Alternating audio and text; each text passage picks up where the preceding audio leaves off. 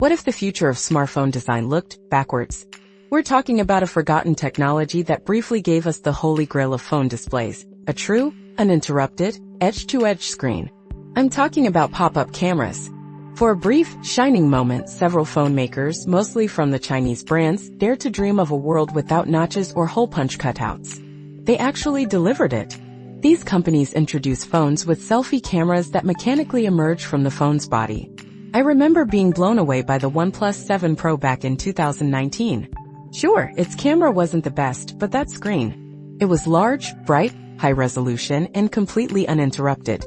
No notch, no punch hole, just pure screen real estate. It felt like the future. I still use that OnePlus 7 Pro even now to play console games using remote play, as the display is still pretty awesome even by modern standards.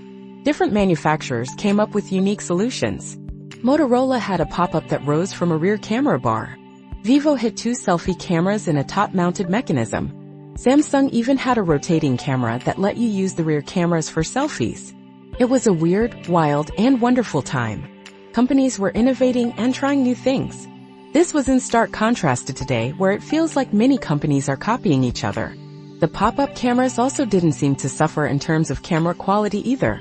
Unlike the first iterations of under-display camera tech, which left much to be desired, these pop-up cameras held their own. So what happened? Why did this cool technology disappear? There wasn't one single reason, but several factors likely contributed. Durability was a big concern. How do you waterproof a phone with a moving part?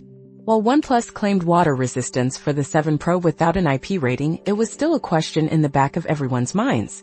The mechanisms themselves were surprisingly robust. Manufacturers claimed they could withstand hundreds of thousands of uses. I can attest to that. In the 3 years I used my 7 Pro, the pop-up never failed. But engineering that kind of durability costs money. And that's where the simpler, cheaper hole-punch design gained the upper hand. Hole-punch cameras also take up significantly less internal space. Remember when headphone jacks got the axe for space-saving reasons? The same logic applied here. iFixit even did a teardown that showed the OnePlus 7 Pro's pop-up mechanism took up almost an entire corner of the phone's internals.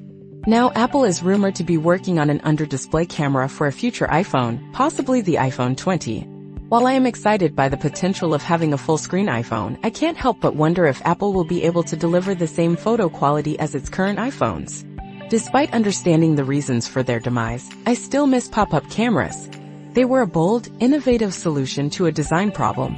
I really hope Apple doesn't mess this up with a bad under-display camera.